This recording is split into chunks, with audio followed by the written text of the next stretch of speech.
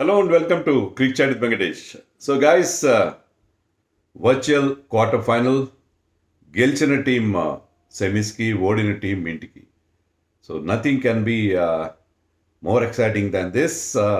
ఈ super Sunday రోజున సాయంత్రం ఈడెన్ గార్డెన్స్ కోల్కతాలో India will take on West Indies. So మనందరికీ చాలా ఎక్సైట్మెంట్ ఉంది, కొంత భయం కూడా ఉంది. ఎందుకంటే నాక్అవుట్ మ్యాచ్ ఇది, ఓడిపోతే ఏంటి పరిస్థితి అని ఒక భయం ఉంది. వెస్టిండీస్ ఆ 6 సీటర్స్ చూస్తుంటే కూడా మనకేదో ఒక చిన్న గుబులు ఏర్పడుతున్న మాట వాస్తవమే. బట్ ఇండియా ఓవరాల్గా ఇది much stronger side compare to West Indies. Balance కానీ, బౌలింగ్లో మనకున్న స్ట్రెంగ్త్ కానీ, ఇవన్నీ దృష్టిలో పెట్టుకుంటే అది ఇంకా ఇండియా ఖచ్చితంగా సెమీస్కి వెళ్తుంది. వాంఖేడేలో ఇంగ్లాండ్ని ఫేస్ చేస్తుందన్న నమ్మకం కలుగుతుంది. బట్ చూడాలి మరి వెస్టిండీస్ ఆ హిట్టర్స్ వాళ్ళు ఏంటంత భయంకరంగా సిక్స్లు కొట్టగలరు. చివరి దాకా బ్యాటింగ్ ఉంది వాళ్ళకి. Virtually no tail at all. ఆ టీం విషయంలో మనం ఏం చేయాలి? డ్యూ ఫ్యాక్టర్ ఉంటుందా, పిచ్ ఎలా ఉంటుందా, ఎన్ని మాట్లాడదాం మనం. సో ముందుగా ఇండియన్ టీంలోనే చేంజెస్ ఉంటాయా? చేంజెస్ ఉండకపోవచ్చు. Same winnowing combination. మనం జింబాబ్వే మీద గెలిచాము. మనకి అంటే ఒకసారి సౌత్ ఆఫ్రికాతో ఆడినప్పుడు మనకు కొన్ని ఇబ్బందులు ఎదురైనాయి బ్యాటింగ్లో మెయిన్గా, అలాగే బౌలింగ్లో కూడా కొంత ప్రాబ్లం కనిపిస్తుంది. కానీ అవన్నీ సాల్వ్ అయినట్టుగా అనిపించింది when we played against Zimbabwe. Zimbabwe course వాళ్ళ బౌలింగ్లో అంత పసలేదు, బ్యాటింగ్లో కూడా పెద్ద స్ట్రెంత్ కనబడలేదు except there opener Bennett.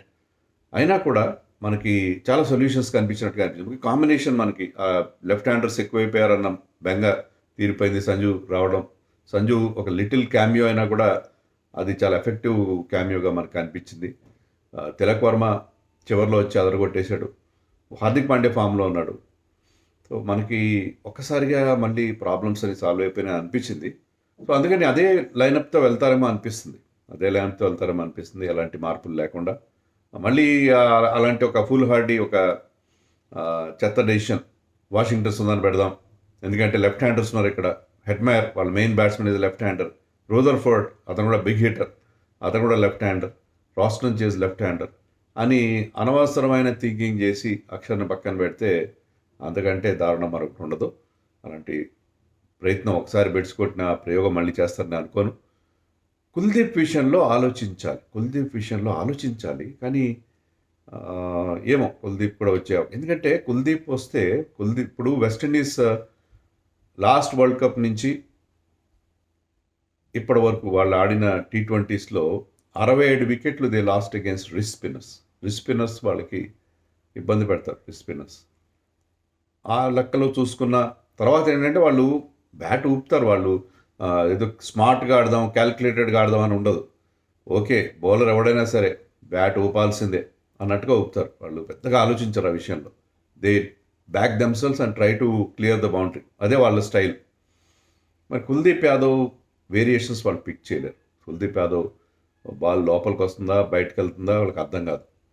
So అతని వేరియేషన్స్ పిక్ చేసే ఎబిలిటీ వాళ్ళ బ్యాట్స్మెన్కి ఉండదు. కుల్దీప్ యాదవ్ వాళ్ళ మీద ఇంపాక్ట్ క్రియేట్ చేస్తారు, వీడికి వికెట్లు తీస్తారు. ఎందుకంటే వీళ్ళని కంట్రోల్ చేయాలంటే, వీళ్ళని కట్టడి చేయాలంటే మనం చేయాల్సింది వికెట్స్ తీయడమే. అంతే తప్ప వాళ్ళకి మనం చాలా యాక్యురేట్గా బౌలింగ్ వేస్తున్నామంటే ప్రెడిక్టబుల్ అయిపోతారు. అలా కాకుండా మీకు ఆ వేరియేషన్స్, ఆ వాళ్ళని గెస్ చేయించాలి, భయపెట్టాలి. తర్వాత వాళ్ళని ఒక అయోమయంలో పడేయాలి. దానికి వరుణ్ అండ్ కుల్దీప్. మీరు అనొచ్చు వరుణ్ ఫామ్లో లేడు. ఓకే, వరుణ్ విషయంలో ఏమైందంటే Varun suddenly he lost his accuracy. Length ఇబ్బంది కలిగిస్తుంది. ఎందుకని he went for sixes last మ్యాచ్లో కానీ, అంతకుముందు సౌత్ ఆఫ్రికా వాళ్ళు చాలా పని కట్టుకుని అతని మీద కౌంటర్ అటాక్ చేశారు. మిల్లర్ చేశాడు, సక్సెస్ అయ్యాడు. ఒకసారి క్లిక్ అవుతారు, ఒకసారి కారు. కౌంటర్ అటాక్ చేయడానికి ప్రయత్నం చేస్తారు, ఆ కౌంటర్ అటాక్ చేసే ప్రయత్నంలో అవుట్ అయిపోతారు. లక్కీగా అతను ఏంటంటే ఆ కౌంటర్ అటాక్ సక్సెస్ అయ్యాడు.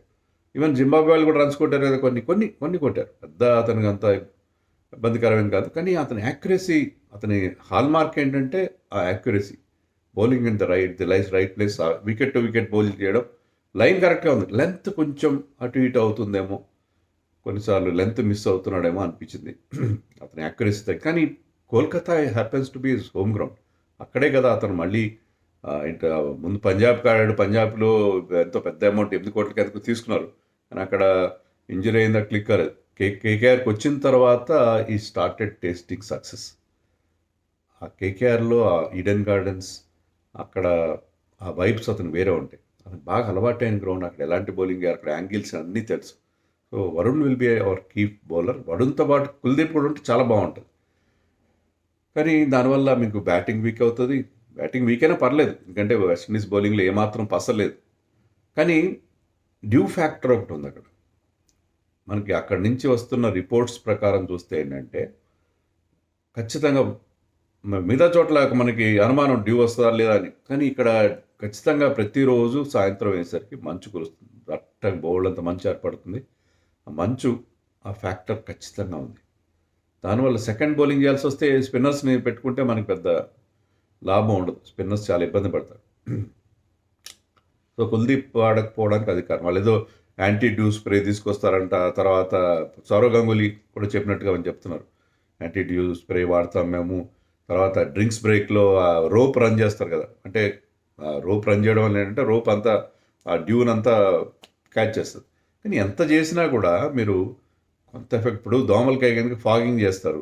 ఇప్పుడు హైదరాబాద్లో పెరిగిన దోమలు ఉన్నాయి, ఫాగింగ్ చేస్తారు. మనం ఓడోమాస్ ఒక స్ప్రే కొట్టుకుంటూ ఓడోమాస్ పెడతాం, ఆల్ అవుట్ పెడతాం, కానీ దోమల మీద ఏం పని చేయవు. దోమలు are much more smarter than that. అలాగే డ్యూ ఫ్యాక్టర్ని మీరు అంతగా నలిఫై చేయలేరు.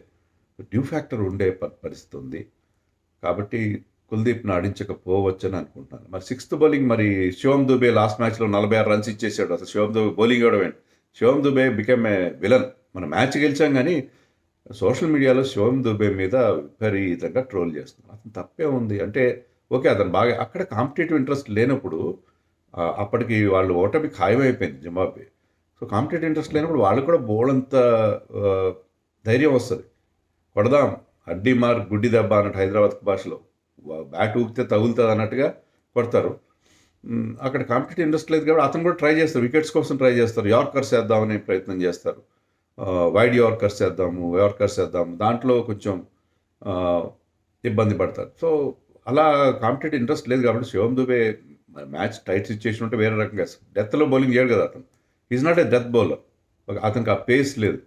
బట్ అదర్ పాయింట్స్లో అతను న్యూ బాల్తో మనం ఏషియా కప్లో చూసాం, ఓపెనింగ్ చేయడం కూడా చూసాం, పవర్ ప్లేలో బౌలింగ్ చేయడం అండ్ ఇంప్రెస్ చేయడం కూడా చూసాం. So he is not that bad a bowler. ఒక వన్ బ్యాడ్ డే అంతకుముందు మ్యాచ్లో కూడా ఇచ్చాడు రన్స్, కానీ శివం దుబే విషయంలో అంత బెంగపడాల్సిన అవసరం లేదు. బట్ సిక్స్త్ బౌలర్గా అతని విషయంలో కొన్ని లిమిటేషన్స్ ఉన్నాయి, అది ఖచ్చితంగా నేను ఒప్పుకుంటాను. బట్ మీకు అదర్ ఆప్షన్స్ కూడా ఉన్నాయి కదా. మీకు ఆఫ్ స్పిన్నర్ కావాలంటే తిలక్ వర్మ ఉన్నాడు, లేకపోతే అభిషేక్ ఉన్నాడు. సో మనకి అంత బెంగపడాల్సిన అవసరం లేదు. ఐ థింక్ సేమ్ కాంబినేషన్ ఉంటుంది. అలాగే వర్షం గురించి కూడా అందరూ వర్షం వస్తే ఇలా నెట్ రన్ రేట్ గురించి ఆలోచించకుండా చేశాడు సూర్యకుమార్ యాదవ్, బరోందా, వాట్ ఈస్ గోయింగ్ ఆన్ అని కూడా చాలామంది మాట్లాడారు. కానీ వర్షం అసలు థ్రెట్ లేదు కదా. ఇప్పుడు సరే ఎంత అది సాగర తీరమైనా ఏమైనా కొన్ని అక్కడ ఏమైనా వాయుగుండం ఉందా, డిప్రెషన్ ఉందా, ఏం లేదు కదా. ఉంటే తెలుస్తుంది ముందే. మరి 3 రోజులే తేడా, వర్షం థ్రెట్ ఏం లేదు. There is no threat of rain at all. So అలాంటప్పుడు నెట్ రన్ రేట్ మ్యాచ్ రద్దయితే ఏంటి పరిస్థితి? మ్యాచ్ ఒకవేళ వర్షం వచ్చినా ఈడెన్ గార్డెన్స్లో కంప్లీట్ గ్రౌండ్ చేసే వైట్ కవర్స్ ఉంటాయి, పెద్ద కవర్స్ సౌరవ్ గంగూలీ ఎప్పుడు ఏర్పాటు చేశాడు. సో అక్కడ మీకు అలాంటి ఇబ్బంది ఏం లేదు, వర్షం వచ్చే ప్రమాదం లేదు, ఏం లేదు. బట్ ఆ డ్యూ ఫ్యాక్టర్ ఉంది, డ్యూ ఫ్యాక్టర్ అయితే ఉంది. ఇండియన్ టీంలో మార్పులు ఉండే ఛాన్సెస్ నాకు ఏమాత్రం కనబట్టలేదు. ఒకవేళ మీరు కూడా అనొచ్చు, సరే తిలక్ వర్మను పక్కన పెట్టి వాషింగ్టన్ సుందర్ తీసుకొస్తే ఎక్స్ట్రా స్పిన్నర్, అది కూడా చేస్తారు అనుకోను నేను. సో సేమ్ టీంతో వెళ్తారు మన వాళ్ళు మోస్ట్ లైక్లీ. బట్ టాస్ చాలా కీలకం అవుతుంది. ఎందుకంటే టాస్ గెలిచిన ఏ టీం అయినా సరే ముందుగా బౌలింగ్ తీసుకుంటారు. ఆ విషయంలో నాకు ఎలాంటి సందేహం లేదు. వెస్టిండీస్ గెలిచినా ఇండియా గెలిచినా ముందుగా బౌలింగ్ తీసుకుంటారు. బికాస్ ఆ డ్యూ ఫ్యాక్టర్. మన పిచ్ ఎలా ఉండబోతుంది, పిచ్ గురించి 2 రకాల రిపోర్ట్స్ వస్తున్నాయి. ఒకటి ఏంటంటే ఇట్స్ బెల్టర్.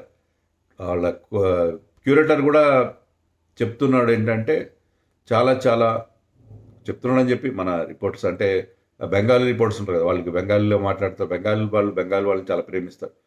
అక్కడ ఉన్న ఆ ఫీలింగ్ బెంగాల్లో కానీ తమిళనాడు మనకు లేదు. అలాంటి మన వాళ్ళని మనం చేయడం, అక్కడ వాళ్ళు they confine with their journalist.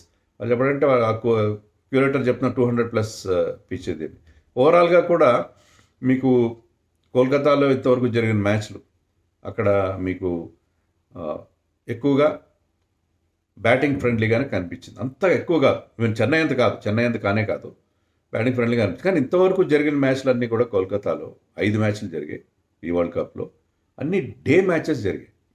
Night match ఒక్కటి కూడా జరగలేదు.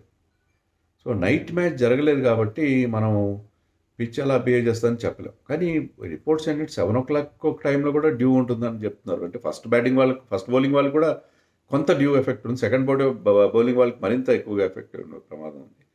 బట్ పిచ్ క్యూరేటర్ అది 200 పిచ్ అని చెప్తున్నా సరే, డెరెన్ శామీ ఏమన్నాడంటే డ్రై పిచ్ ఇది అన్నాడు. డ్రై పిచ్ అంటే సరిగ్గా వాటరింగ్ చేయకపోవడం. సరిగ్గా వాటరింగ్ చేయనప్పుడు మీకు టాప్ సాయిల్ కొంచెం లూజ్గా ఉంటుంది. లూజ్గా ఉంటే గ్రిప్ అవుతుంది, బాల్ స్పిన్ అవుతుంది. సో స్పిన్నర్స్కి కొంత హెల్ప్ ఉండే పరిస్థితి మనకు అనిపిస్తుంది. ప్రాబ్లీ ఇండియాకి అనుకూలించడం కోసం సరే ఐసీసీ వాళ్ళు ట్రై చేస్తారు పిచ్, కానీ చేసేవాళ్ళు ఎవరు? మన ఇండియన్ క్యూరేటర్సే కదా. గ్రౌండ్స్మెన్ లోకల్ వాళ్ళు ఎన్ని ఇన్స్ట్రక్షన్స్ ఉన్నా వాళ్ళదే పై చేయవుతుంది, వాళ్ళ నిర్ణయమే అవుతుంది. సో కొంచెం లూజ్ సాయిల్ ఉన్నట్టుగా ఉంది అక్కడ. దానివల్ల అదే డ్రై పిచ్గా ఉన్నట్టుంది. డ్రై ఉండటం వల్ల గ్రీన్ టింజ్ ఉంది. గ్రీన్ టింజ్ అంటే లాస్ట్ డే మ్యాచ్ అంటే మ్యాచ్ రోజు ఉంటుందో తెలీదు. సో డ్రై వల్ల స్పిన్ అయ్యే అవకాశం ఉంది. సో వాళ్ళకి స్పిన్నర్స్ ఉన్నారా? Gudakesh Motie is danger. అతను లెఫ్ట్ ఆర్మ్ ఆర్థడాక్స్ అంటే ఫింగర్ స్పిన్ వేస్తాడు, లెఫ్ట్ ఆర్మ్ రిస్ట్ స్పిన్ కూడా వేస్తాడు. 2 రకాల, అతని కత్తికి రెండు వైపులా పదునుంది. సో అతను చాలా ఇంప్రెసివ్ ఉన్నాడు. అఖిల్ హుస్సేన్ ఆడించకపోవచ్చు, ఎందుకంటే మన దాంట్లో లెఫ్ట్ హ్యాండర్స్ ఉన్నారు కదా. ఇద్దరు లెఫ్ట్ ఆర్మ్ స్పిన్నర్స్ని ఎక్కడ ఆడిస్తారు వాళ్ళు, Motie and Akeal. Roston Chase అంత ఎఫెక్టివ్ ఏం కాదు. రోస్టన్ చేజ్ అలా అని అనడానికి లేదు, ఎందుకంటే ఆఫ్ స్పిన్నర్స్ మన మీద పార్ట్ టైమర్స్ కూడా మనల్ని చాలా ఇబ్బంది పెడుతున్నారు. సో వాళ్ళకి అంత మన spinners are better spinners. So spin అనుకూలం పిచ్ చేస్తే అని ఇబ్బంది పడుతుంది, కానీ స్పిన్ పిచ్లా చేస్తున్నట్టుగా ఉన్నారు. ఆ స్పిన్ పిచ్ మీద మరి ఆ స్లోయర్ వన్స్ కూడా గ్రిప్ అవుతాయి. కటర్స్ కూడా somebody like Jason Holder would be a handful on that kind of a pitch. So మనం స్లో పిచ్ చేసుకున్నందు వల్ల మనకి అడ్వాంటేజ్ పూర్తిగా ఉంటే, ఒకటేంటంటే మీరు out and out flat wicket ఇస్తే ఆ 6 హీటర్స్ రెచ్చిపోతారు. అందులోనూ మీకు ఈడెన్ గార్డెన్స్ స్టేడియం చాలా పెద్దది, కానీ యాక్చువల్ ప్లేయింగ్ ఏరియా గ్రౌండ్ చాలా చిన్నది. చాలా అంటే మరీ చిన్నది కాబట్టి చిన్నది, అది చిన్న గ్రౌండ్. 6 కొట్టడం ఈజీ. అక్కడ మీరు మిస్ హిట్ కొట్టినా 6 వెళ్ళిపోతుంది.